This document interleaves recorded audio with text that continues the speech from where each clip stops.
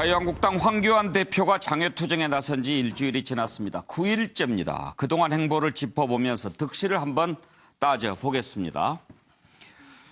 부산에 가서는 부산 시민의 애국심을 느낀다 이런 얘기를 했고요. 광주에 갔을 때 물병 세례를 받았는데 그분들도 품어야 할 국민이다 이런 얘기를 했죠.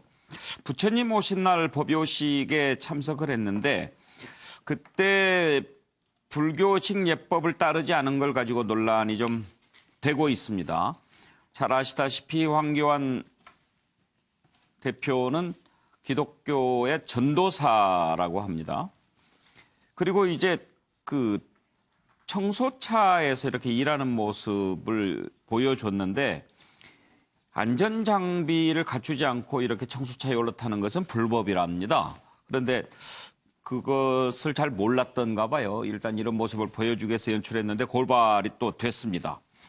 이렇게 저렇게 행보들이 좀 있었는데요. 한번 짚어보고 지금 문제가 되고 있는 여야정 협의체와 관련해서 계속 1대1 회동을 주장을 하고 있고 또 하나 논란이 되고 있는 것은 5.18 광주민주화운동 기념식 때 본인이 가겠다 이렇게 지금 입장을 밝히고 있는데 정의당의 이정미 대표는 거의 사이코패스 수준이라고 비난하고 있습니다. 자, 그동안의 행보를 한번 보시죠. 이런 정부, 이런 정권 우리가 심판해야 된다고 생각하는데 여러분 어떻게 생각하십니까? 저희들만으로는 부족합니다. 오늘 이 상황을 보세요. 우리들만으로 부족하죠? 그래서 시민 여러분들의 도움이 필요합니다.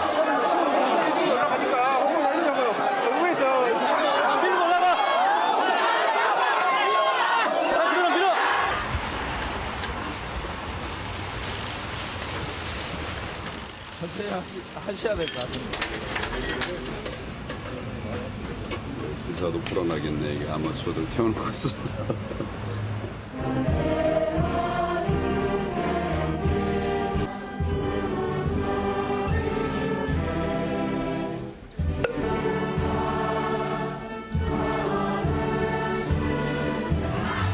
황교안 대표, 여러분께 다시 한번 인사드리고 있습니다. 우리의 아들, 딸들, 우리의 다음 세대를 생각한다면 그냥 있을 수가 없어서 제가 투쟁의 일선에 나섰습니다. 예, 정태근 의원 참 바쁘게 움직이는 것 같은데 아무래도 이제 기자들 눈에는 좀 어색하고 그런 부분들 많이 눈에 띄었겠죠. 전체적으로 9일 어떻게 보십니까? 아까 그 쓰레기 수거 차량 예. 뒤에 있는 게 또 놀라야 되는데요. 물론 다 이제 그 쓰레기 수거하시는 일에 종사하시는 분들이 다 안전모 착용하고 뒤에 발판에 서지는 않습니다. 뭐 다 그런 위반을 하는데 저는 저렇게 하려면 진짜 좀 그 새벽이나 한밤중에 장기간 정말 제대로 고생하시면서 했으면 어땠을까 이런 생각하는데요. 결론부터 말씀드리면 지금 이제 이 저는 민생 투쟁이라는 말을 쓰지 말아야 된다고 말씀드렸었는데 민생 장정이라는 게 공감을 얻는 비중이 대략 한 35%거든요. 그건 무슨 얘기냐면 대략 지금 자유한국당을 지지하시는 분들한테만 지지를 받는다는 겁니다. 그래서 뭐 그것도 의미는 있어요. 근데 지금 결국은 자유한국당이 해야 될 일, 황교안 대표가 해야 될 일들은 지금 문재인 정부의 실정을 제대로 드러내고 그것을 책임 있게 대안을 갖고 고쳐나가는 능력을 보여줌으로 해서 중간지대로까지 지지를 넓혀가는 일이거든요. 그래서 저는 지금 당장 민생장정을 그만두라는 말씀을 드리는 게 아니라 민생활동은 민생활동대로 하시되 저는 국회에 복귀하는 것, 원내활동을 하루빨리 하는 것을 굉장히 좀 결단을 해야 될 시점이 오지 않았는가. 그리고 더더군다나 오늘도 지금 4월 고용지표가 발표됐습니다만 어제 바로 대통령이 경제가 나아지고 있다라는 거하고는 전혀 다른 지금 고용지표가 지금 발표가 됐단 말이죠. 2000년도 이후에 최악의 상황이 왔어요.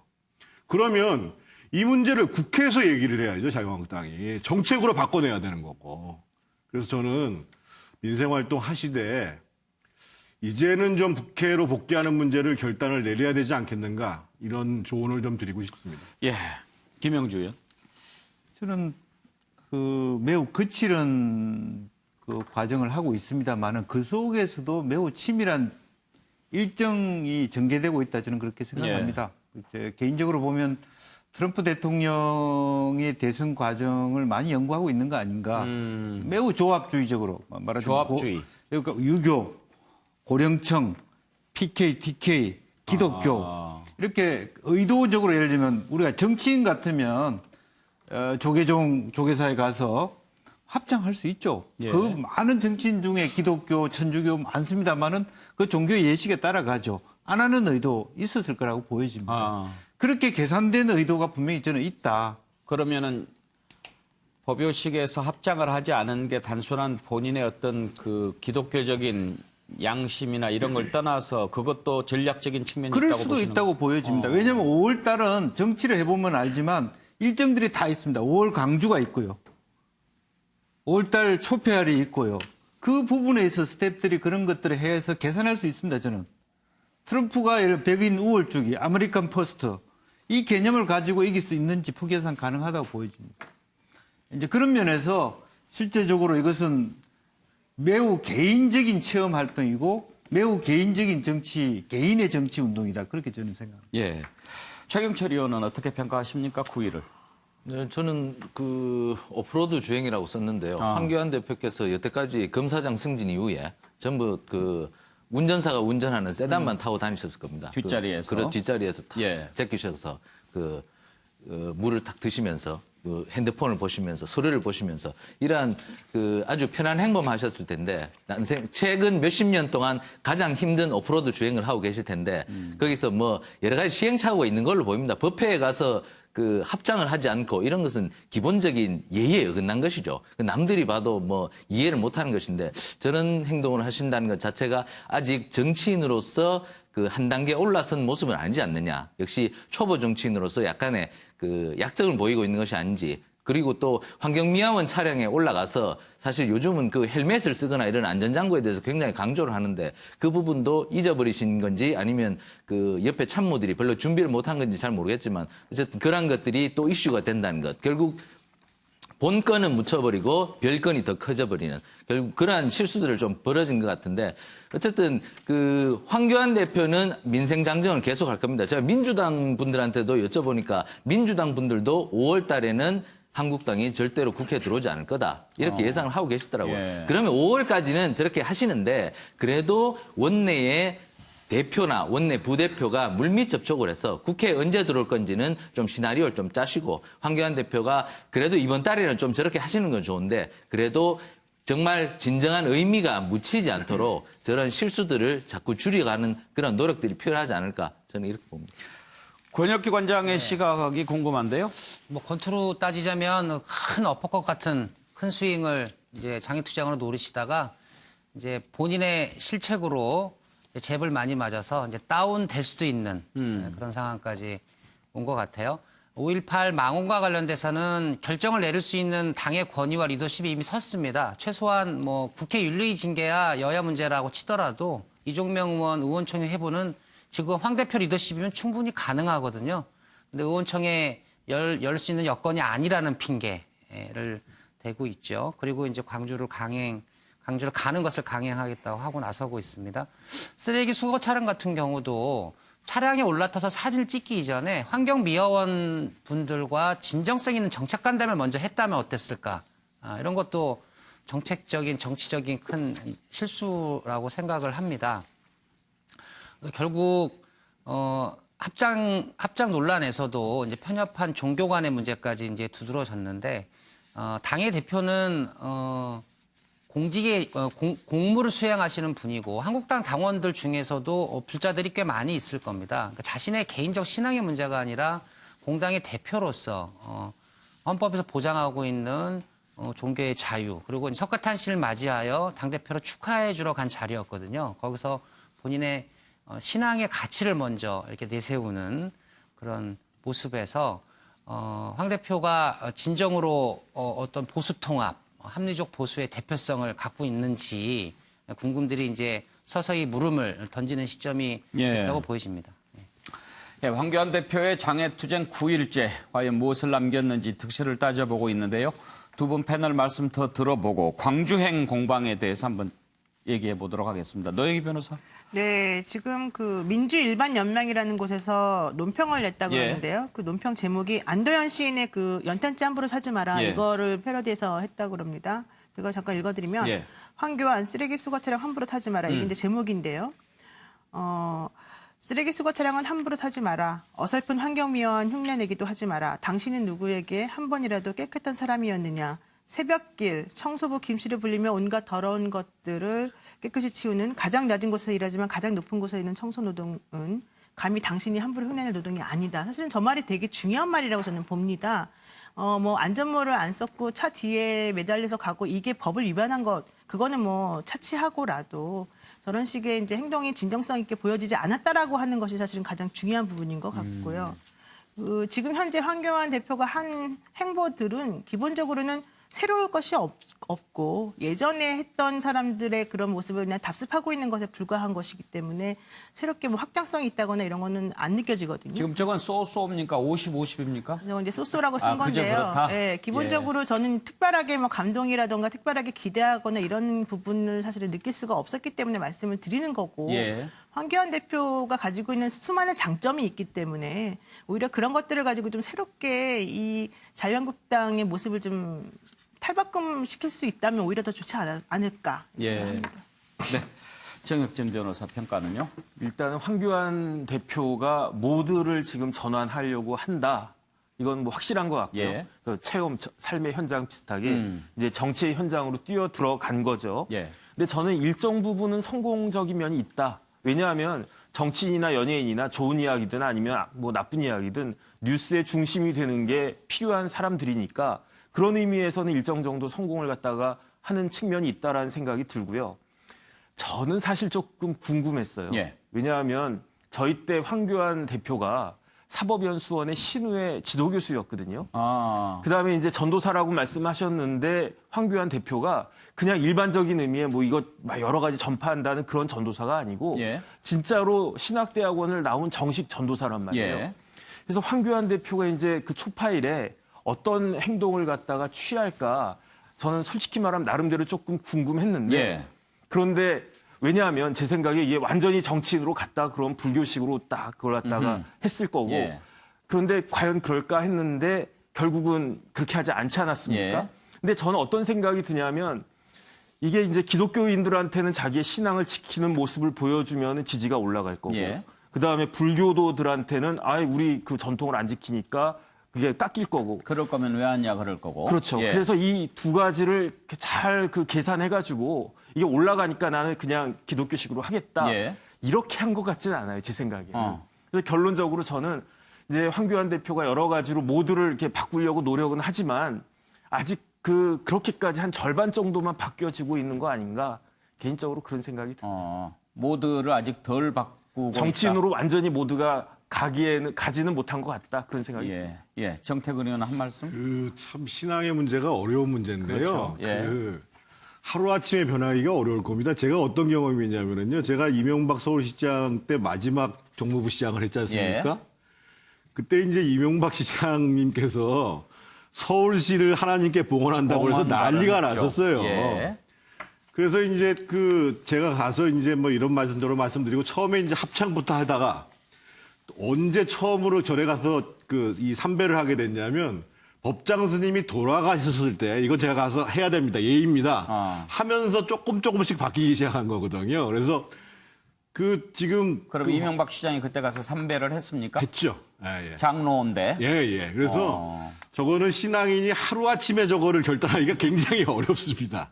그래서 조금 좀 시간을 좀 두고 볼 필요가 있는 문제인데. 가서 하는 게 맞다고 생각하십니까? 아니요. 저는 그때 제가 이명박 시장한테 말씀드렸던 건 뭐냐면 이명박 시장님 말씀대로 우리나라가 종교 간의 평화가 잘 유지가 되고 있는 나라인데 종교에 대한 상호 예의 차원에서 그 공간에 가서 그 예의 차원에서 검토를 하셔라. 이렇게 말씀을 드렸던 거죠.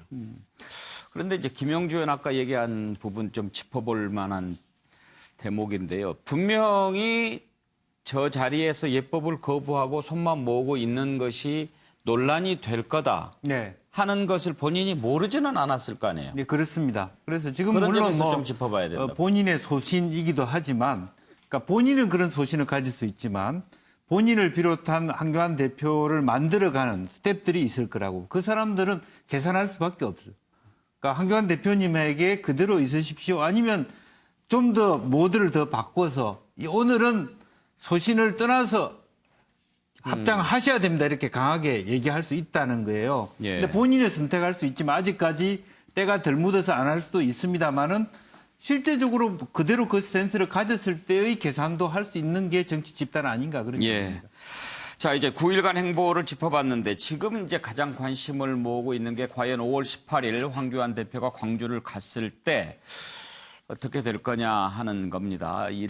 이와 관련해서 여러 가지 얘기들이 벌써 나옵니다. 유시민 노무현 재단 이사장 같은 경우에는 뭐 행동 지침 비슷한 얘기도 했죠. 오면은 등을 돌리자 그런 얘기를 했는데 황교안 대표는 일단 가겠다는 입장을 계속 밝히고 있고 또 이정미 정의당 대표 같은 경우에는 사이코패스 같은 일이다 이렇게 좀 심한 말까지 하고 있는데요.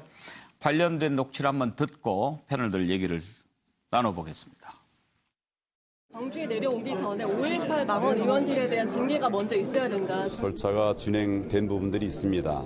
그리고 남아있는 부분도 있습니다. 근데 그건 이제 국회에서 처리가 돼야 될 문제인데 지금 국회가 정상화되고 있지 못하기 때문에 한계가 있습니다만은 노력을 다 하겠습니다. 예를 들어 이종명 의원 제명 같은 경우 국회의 의결이 필요합니다. 근데 국회가 지금 의결할 수가 있는 상황이 아니지 않습니까? 의원총회의 의결이 필요하죠. 시민 이사장이 광주에 얻어맞으러 오는 것이다. 광주 시민들을 모독하는 말씀입니다.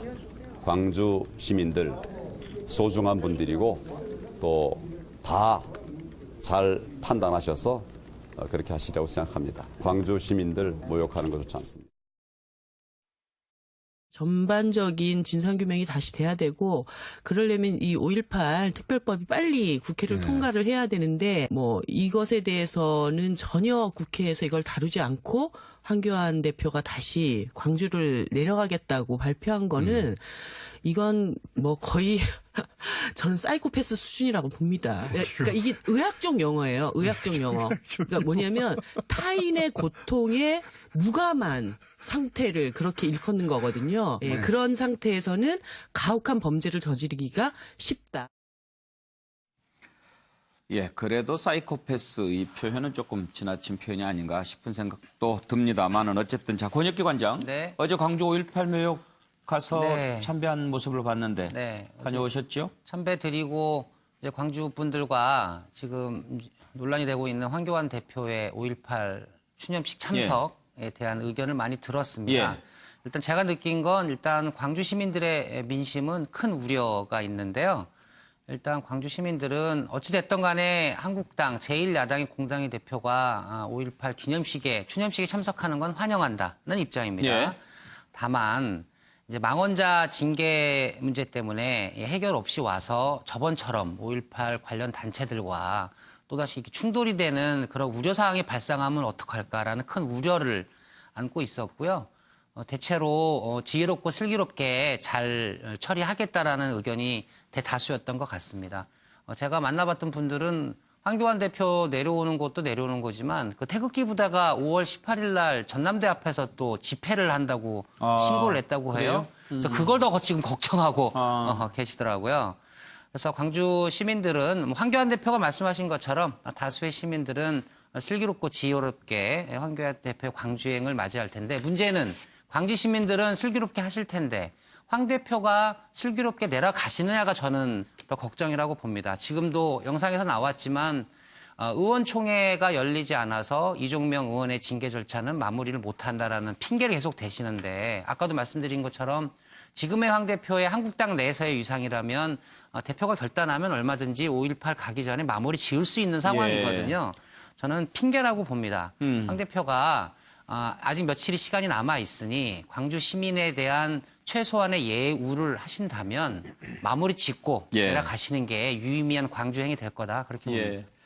혹시 광주에서 이번에 이제 민심을 좀 들으셨는데 노무현 이사장의 그 유시민 이사장의 그 말에 대해서는 어떻게들 말씀하시던가요?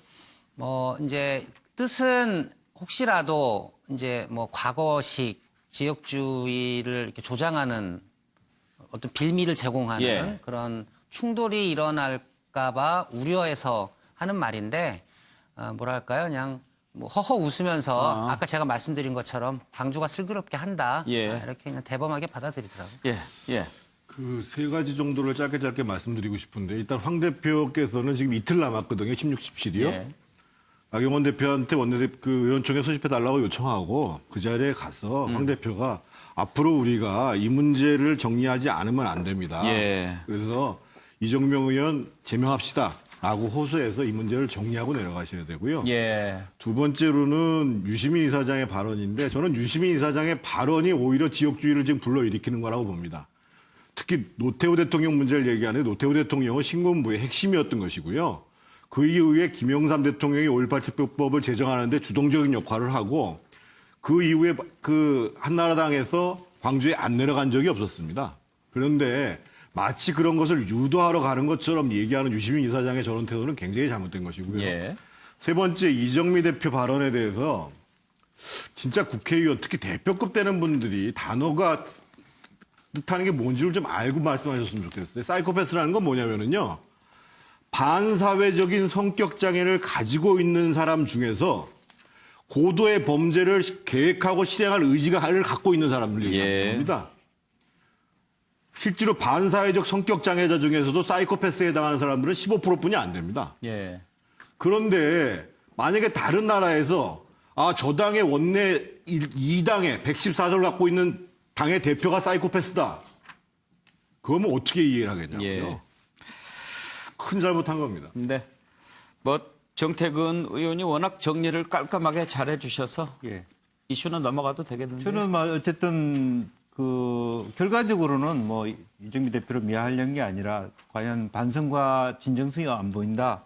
그리고 5.18 시기에 가서도 조계종과 같은 조계사와 같은 일들이 벌어질 것이다 그렇게 봅니다. 예. 예를 들어 임원이란 행진곡 부르지도 않을 것이고 손도 흔들지 않고 예. 그냥 참석하는 그런 참석을 왜 하나? 이제 그런 데 대한 문제의식은 이번에는 분명히 조계사가 있다. 아니고 뭐 예. 다른 절이죠. 은혜사. 은혜사인가. 예. 예. 그렇습니다. 예.